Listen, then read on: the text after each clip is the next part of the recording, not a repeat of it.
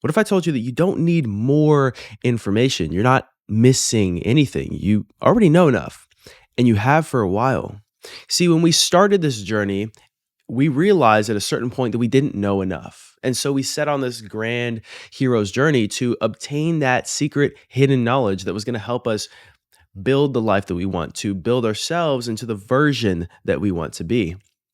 But then something happened along the way where we kind of got lost in the sauce. And maybe you're finding yourself in this loop where you're consuming so much information. You feel like you have so much in your head, but the results are not necessarily showing in your life. Maybe you're still struggling with some of the same old patterns and habits that you thought this knowledge would help you shake.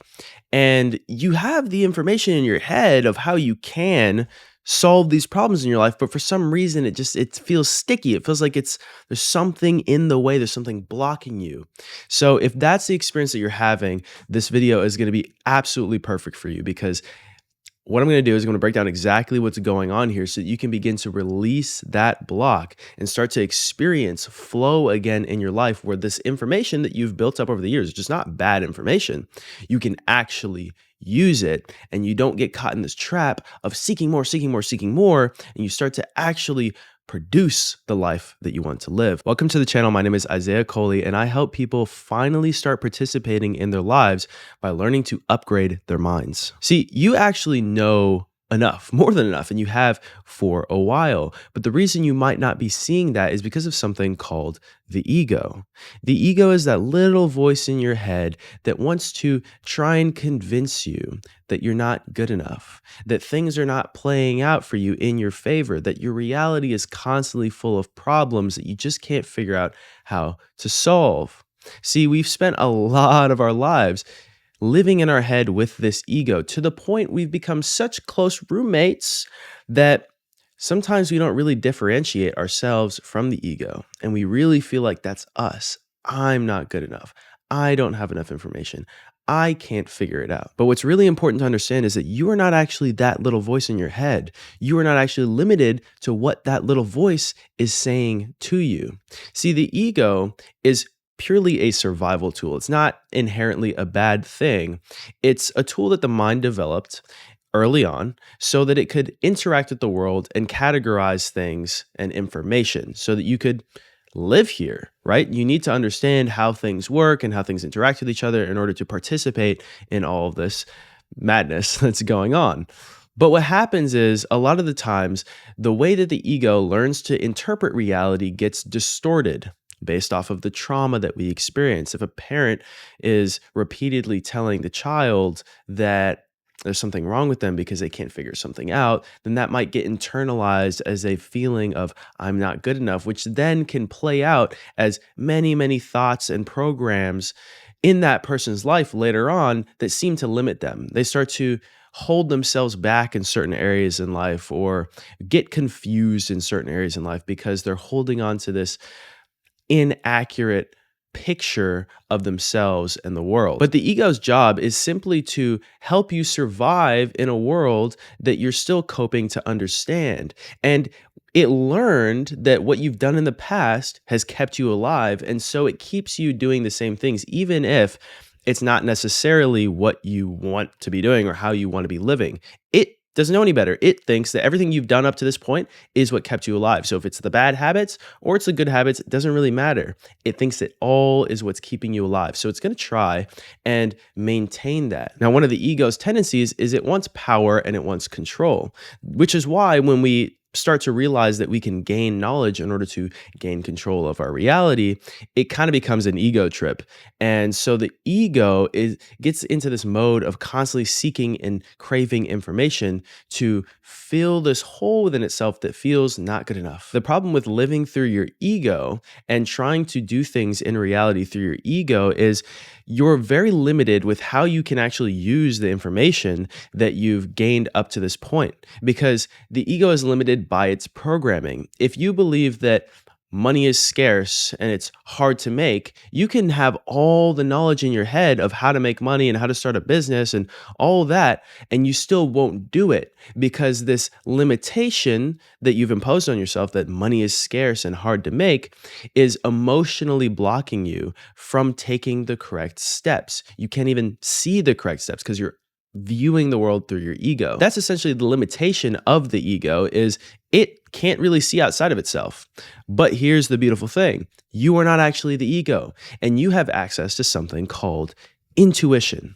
Intuition is a higher form of intelligence that it operates outside of the ego. It allows you to receive information that the ego can't see or understand. Intuition is a really interesting thing because it operates very differently than how the ego operates. When you're thinking thoughts, you're trying to construct a solution with your thoughts. The way intuition works is it's instant. All of a sudden, a flash across your mind's eye, you realize what you need to do next. You can see it. It's just a sudden feeling of understanding. Science is still figuring out what this is, but it doesn't really matter what it is. What matters is that you have access to that and that you're not actually limited to these old programs. So if you want to start experiencing intuition, you have to let go of the ego.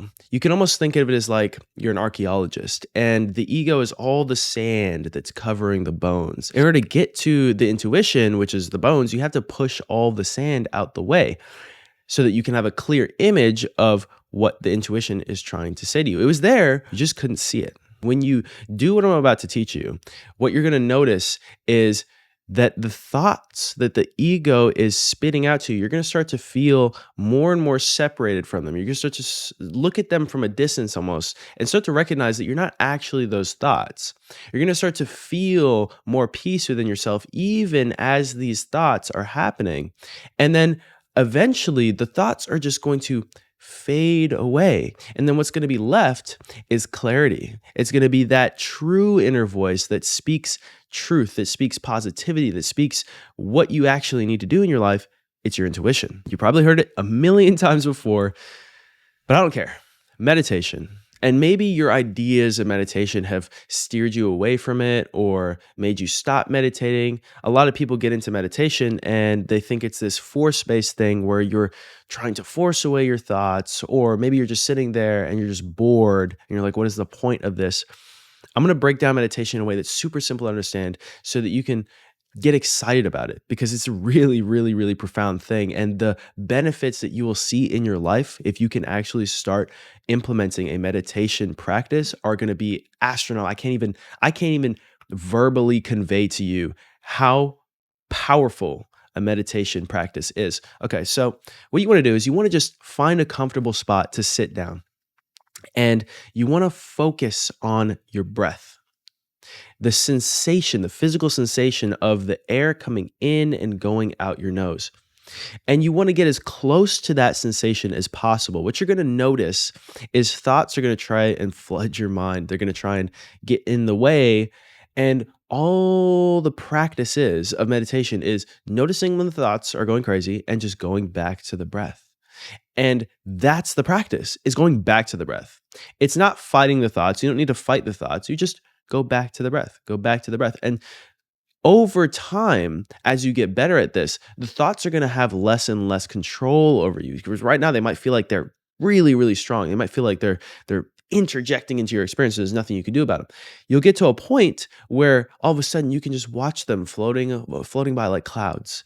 And when you get to that point, you'll start to see your intuition more and more and more. And this is something that just continuously grows. This is what I found in my life. I just like continuously get better and better and better at this. More intuition, less ego. So I also wanted to add some common beliefs. These are traps that the ego tries to reel you in with. I wrote them down right here. So if you're thinking thoughts like this, you can tell that it's your ego and it's not actually you thinking.